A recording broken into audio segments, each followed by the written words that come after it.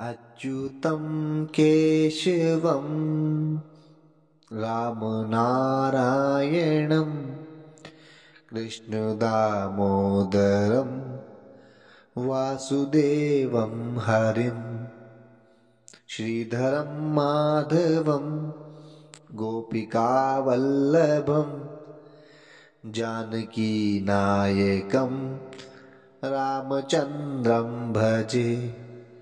अच्युतं केशवं रामनारायणं कृष्णदामोदरं वासुदेवं हरिम्। अच्युतं केशवं सत्यभामाधवं माधवं श्रीधरं राधिकाराधितम् इन्दिरामन्दिरं चेतसा सुन्दरं देवकी नन्दनं नन्दजं सन्ददे। विष्णवे जिष्णवे शाङ्खिने चक्रिणे रुक्मिणी रागिणे जानकी जानये।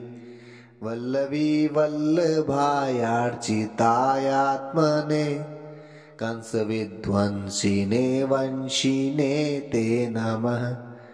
कृष्ण गोविंद हे राम नारायण श्रीपते वासुदेवाजित श्रीनिधे।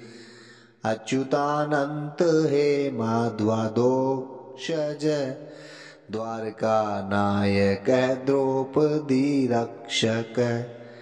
राक्षस शोभित सीतया शोभितो दंडकारण्य भूपुण्यता कारणे। लक्ष्मणेनान्वितो वानरो सेवितो गस्त संपूजितो राघवं पातु माम्। धेनुकारिष्टकानिष्टकृद्वेषिः केशिः कंसहध्वंसिका वादक। पूतना कोपक सूरजाखेलनो बालगोपालः पातु मां सर्वदा। विद्युद्द्योतवत्प्रस्फुरं द्वाससं रावणं वोद्वत्प्रोल्लसद्विग्रहं। मन्यया मालया शोभितोरस्थलं लोहिताङ्घ्रिद्वयं वारिजाक्षं भजे। कुञ्चिते कुन्तले भ्राजमानाननं रत्नमौलिं लसत्कुण्डलं गण्डयो। आरुकेयूरकं कङ्कणप्रज्वलं किङ्किणीमञ्जुलं श्यामलं तं भजे। अच्युतस्याष्टकं ये पठेद्दिष्टदं प्रेमतः प्रत्यहं पुरुषः सस्पृहं। व्रततः सुन्दरं कृतविश्वम्भरस्तस्य वश्यो हरिजार्यते सत्वरम्। अच्युतं केशवं रामनारायणं कृष्णदामोदरं वासुदेवं हरिं श्रीधरं माधवं गोपिकावल्लभं जानकीनायकं रामचन्द्रं भजे। कौन कहते हैं भगवान आते नहीं, कौन कहते हैं भगवान आते नहीं।